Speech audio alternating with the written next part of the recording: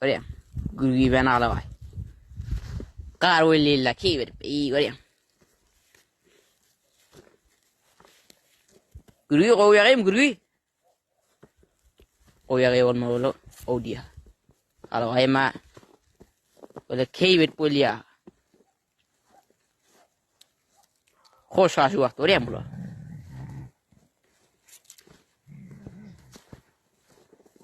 Key verip böyle kar yakıp duran oynarları gel. Sırada oynayıp böyle. Karın içinde. Dem alamay. Gürgüyü soğuşmayalım gürgüyü. Ay. Karda key verip.